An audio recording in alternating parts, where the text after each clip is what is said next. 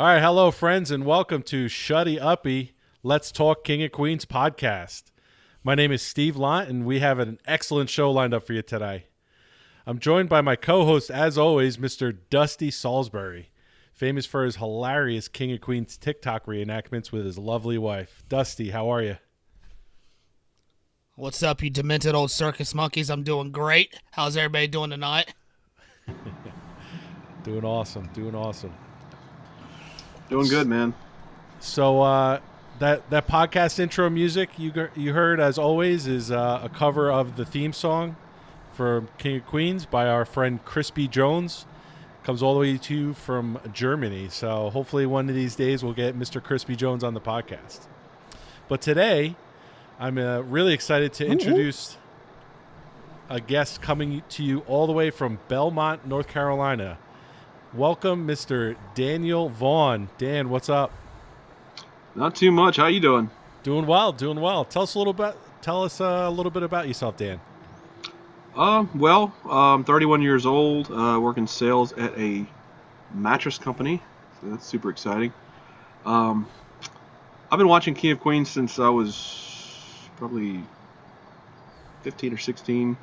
I kind of got most of my family into it. I remember the first episode I can vividly remember watching was the episode with Ben Stiller as Arthur's dad. Oh yeah. I'm sure I had seen it before that, but I remember thinking like, this is just another dumb sitcom with the fat guy and the really attractive wife. And you really do have to give it a few episodes. You start to see how the characters interact with each other, and I got into it. And I remember telling my dad and like some other people in my family. I come from a big family, by the way. I'm actually one of 13, if you can believe that.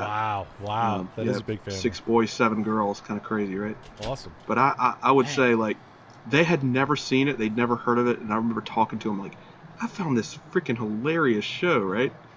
And they were just like, I was literally taping it off my VCR. My older brother would come in there and be like, you taped this? And I'm just like, I mean, I guess he was aware of the show. I was like, yeah, this shit is gold. Like, by the way, I don't know if profanity is allowed, but forgive me if I... That's all good. We're good. But yeah, he was like, this... Hey, we've cut some on here. He's like, this is gold. And I was like, yeah, it's great. So I remember I showed my dad and my older sister, and they were just cracking up. And from then on, my dad would call me on the phone because, he's a little bit of an older guy. He didn't know how, how the TV worked, because it was just when, input was starting to become a thing. You had to click input to, find the channel. Yep. And he would call me while I was at work, and he'd be like, what channel does the Fat Man come on? So he just called it the Fat Man. That's great. And I was just like, and this was back when it would come on, I remember it was Fox. It would come on Fox from 7 to 8 or whatever. Oh, okay. And he'd be like, I want to watch the Fat Man. What channel is it on? I was like, it's channel 18 where we're at. I'm at work. I'm glad you're enjoying it. But honestly, I was just jealous because I couldn't be watching it because I was at work. It kind of sucked. You mentioned a VCR. I mean, wow, that's kind of dating yourself, right? It was the VCR with the TV attached to it. Do you guys remember that? Oh yeah. Where you had the little TV. Oh yeah. Yeah. Yeah, that was the fancy one. I never had that. I never had, my girlfriend did, but I never had it as a kid growing up. Back in '04, people started getting DVD players, and I was still in high school, and I was a junior or something, and people would be like, "You don't have a DVD player?" And I was like, I would literally quote the show, and they didn't even know what I was talking about. I was like, "I don't have a DVD player. I don't even know what a DVD player is." That's awesome, man. Well, thanks a lot for coming on. We appreciate it. So today we are going to talk about Season 4, Episode 22, entitled Patrons Ain't. It was written by Chris Parrish, directed by Ilana Wernick, and it originally aired on May 6th, 2002. So we're going to do a little episode synopsis, and then we're going to get right into the trivia portion. All right, Dan? Sounds good. All right, so Doug and Carrie missed the point of giving when their modest charitable contribution to a local library is mistaken for a much larger one, and they are feted accordingly. So, Dusty, I think you came up with that one, man. That was a really good one this week. Yeah. Love that episode. So, all right, here we go. Question number 1. In the cold open, what does Carrie refuse to do for Doug? So Doug does something, and then Carrie just kind of just sits there. God, I just told you I was going to be like answering all these questions. It's like, why am I blanking? That's all It's good. the beer is what it is. The beer's kicking in, and I'm losing my train of thought. So I'll give you a hint. Doug sneezes, and Carrie refuses Oh, to... she refuses to bless him. That's what it is. Yep, that's right. Absolutely. Absolutely. Yeah, you know, usually someone sneezes and you throw them a God bless you. Yeah, right. That seems like a little too much work for me. All right, cool. And then what does he like burp? And then she doesn't say anything. He's like, I got nothing to say. Yep. All right, question number 2. Who are the Heffernans waiting for to come over in the beginning of the episode? The insurance guy. Ooh, close. Want to take another guess? The Girl Scouts. Girl Scout cookies. Nope. No, it was the accountant. They were going to get their I taxes said done. insurance. Close and that's- on the insurance. That's Yeah, what I'm you're saying. Because no, Close. if it was the insurance guy, it would be Bill. Very What's his name? good. Bill. Yeah, the guy. Yeah, that was good. Bill man. Gillard. Bill Bill Gilliard. Yeah. Yeah, we He's on talked. several episodes. He's a great guy. Oh great yeah, actor. yeah. I said last week that we actually talked about Bill Gilliard, and that guy loves his job. But Yeah. I digress. So they're waiting for their accountant because they got to do their taxes. All right. So question number 3. Deacon and Kirby come to the door. What is Kirby selling for his school? Chocolate bars. Chocolate bars. Good job. Nice. Good job. Thank I'm the mayor of Chocolate Town. Yeah, that joke just didn't go over at all, did it? Yeah. Oh man. It is so funny how you have those moments where you try to make those jokes with kids, and it's like even the Right. kids just they're like 7 years old and they're sitting there like, this is so lame. Why are you Yeah. why are you talking down to me right now? You know? But bonus points here, Dan. How much was Kirby selling the chocolate bars for? God, you got me there. I don't even know how to guess at that one, man. I don't remember that. It was $5. $5. $5. Okay. Kind of a lot for a chocolate bar, but it was for a good cause, you know. Yeah, definitely. True that, man. So Now, was that for the whole thing or just the individually pre-divided squares? Because people just assume that because it's pre-divided, it's meant to be shared with the community. Yeah. yeah, he hates sharing his candy bar with Carrie and the accountant.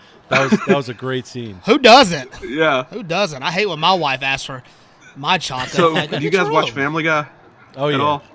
Not to get too much off track, but there's an episode where Doug, I was gonna say Doug and Gary, Peter and Lois are trying to get like a loan to Uh-huh. open their own like chocolate cookie business, and they bring some samples in for the loan officer, and the Lois is like, go ahead and try a sample, and then go ahead and try one sample, and then the guy takes like 2 of them, and Peter's like, she said 1.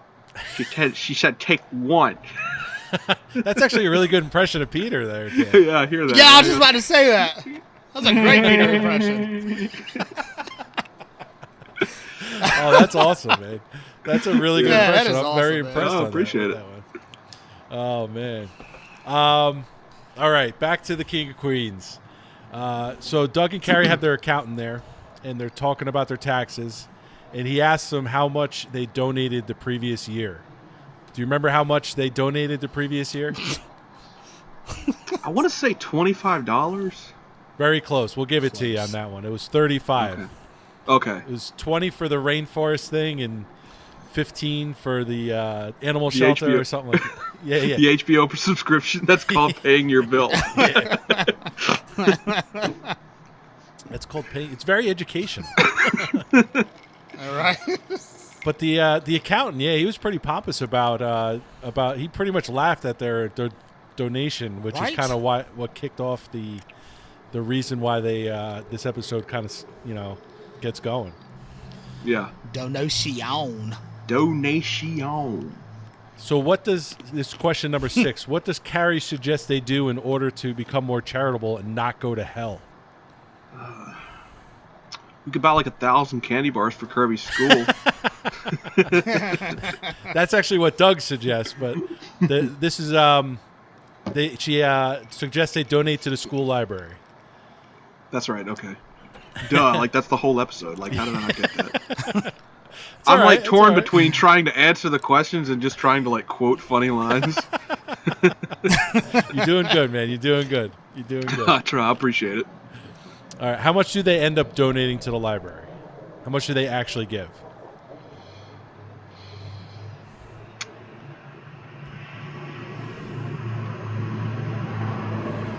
It's so many numbers questions. It feels like I'm in math class right now. Math not your strong point, Dan. Never was, man. I would Definitely not mine. I would try, and then I would just get behind, and I'd be like, "Can we go back to the 2 + 4 = X?" That was easy, you know. Right? What was it? $200 maybe. So she says 250, and Doug says, "Oh, we couldn't be more a better person if we tried." And then Unless we bump it up to 300. Look out! Now we're better people. yeah, $500. $500. That's what it was. Yeah. All right. I'm ruining my credibility right now. That's all Everybody right. thinks I'm so good at the quotes, and I'm not.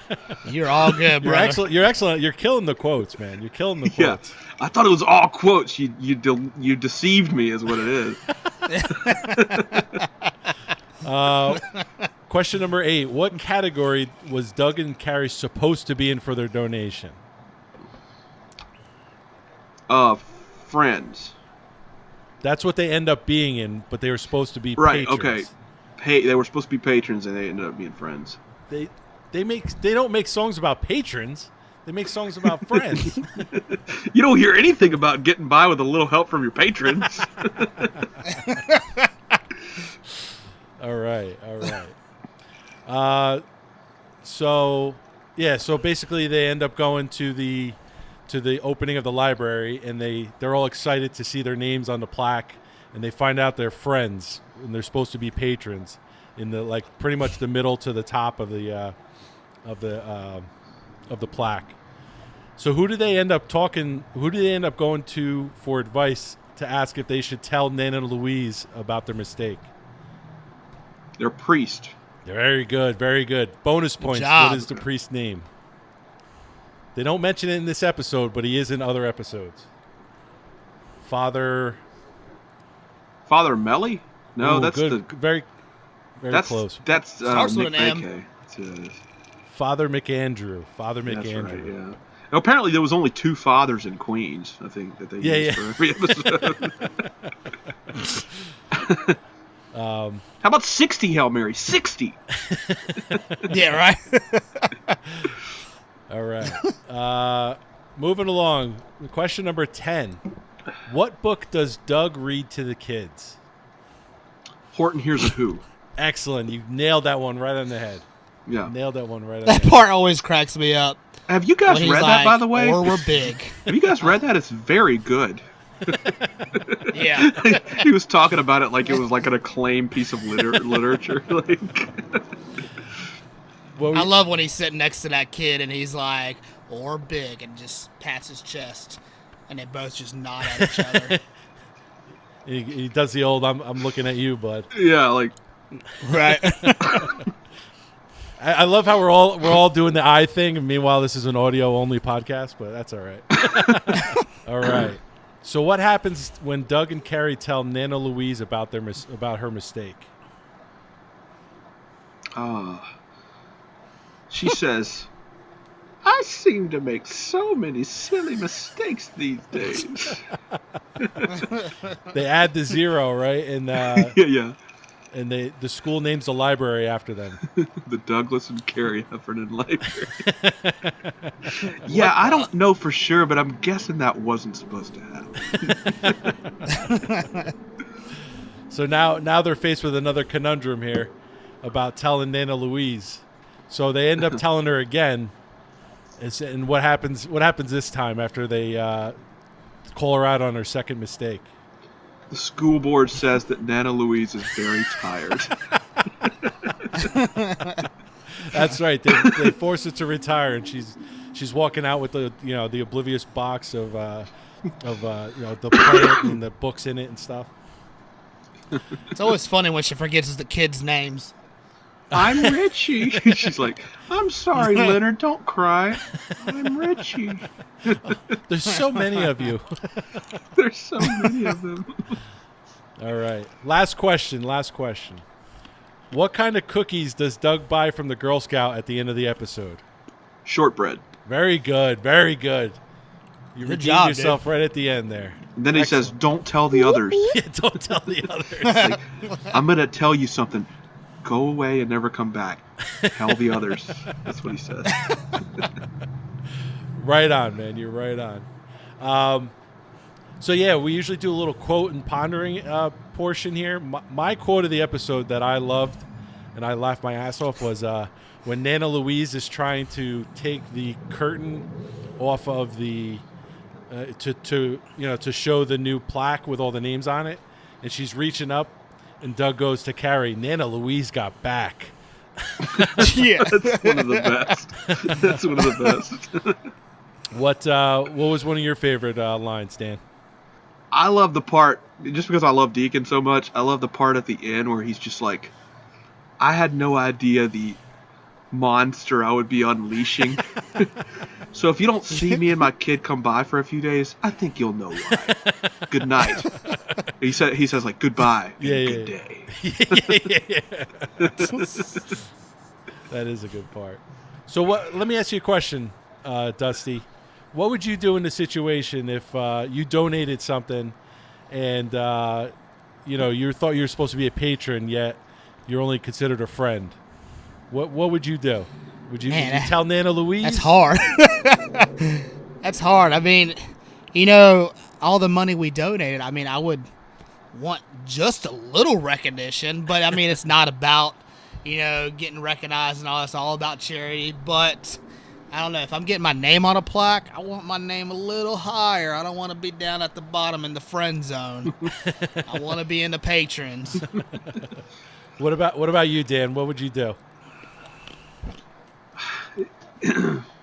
I think that it's a good point. Like, are you doing it for the recognition, or are you really doing it for the charity? And I think, is it wrong to want a little what? Yeah.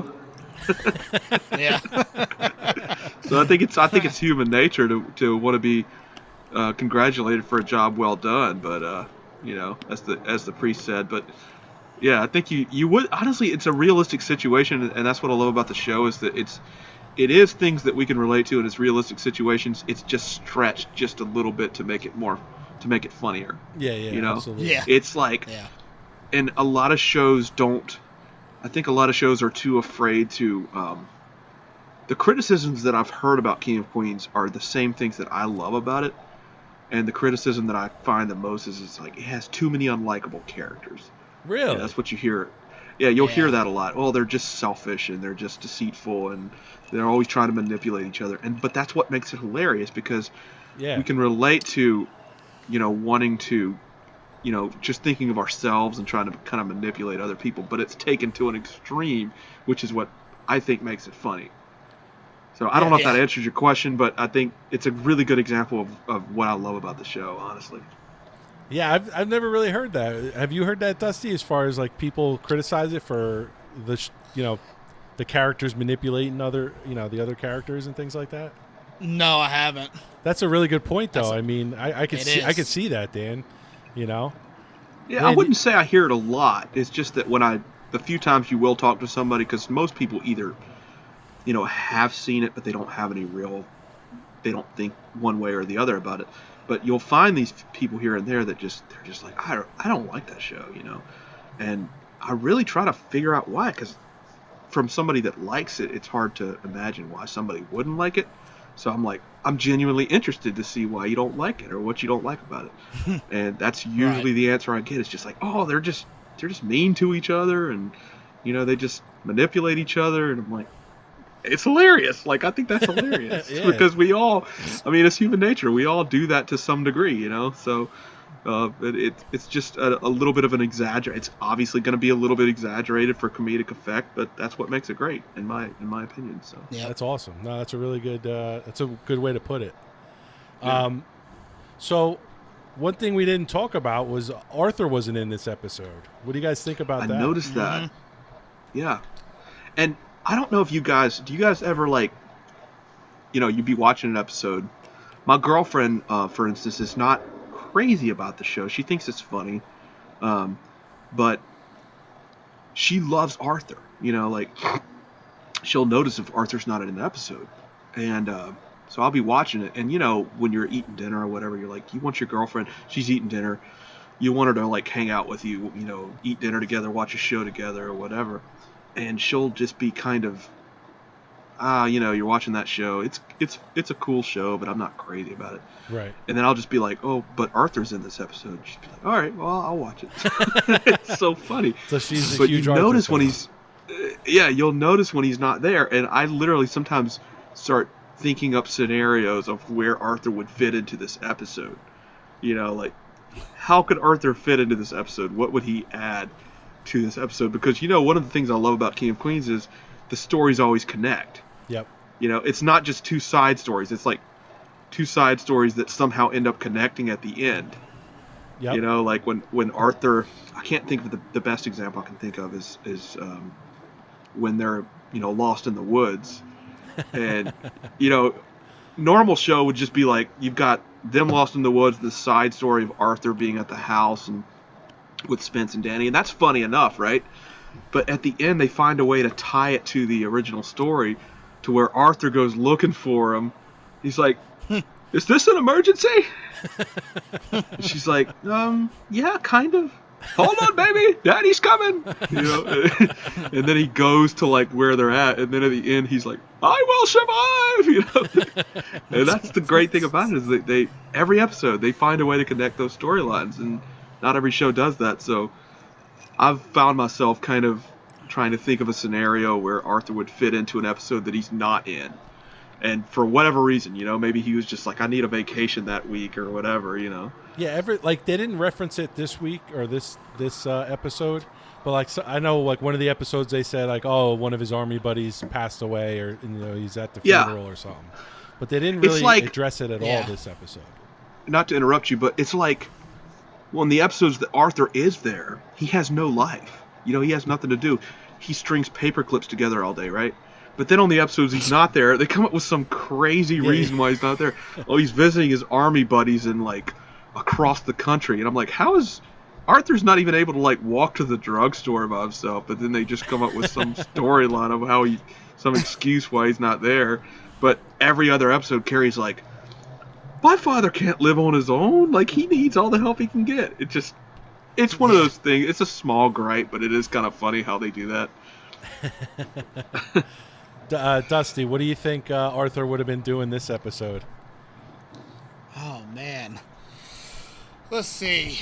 Probably gambling. Probably on a cruise. I don't know. It's got to be one of those two. Gambling or a cruise. Or he could be, like, going on a road trip with some, like, random lady he met. Brochure said 7 Maybe one of widows his for every hookers. able-bodied man. I'll go put the insure on ice.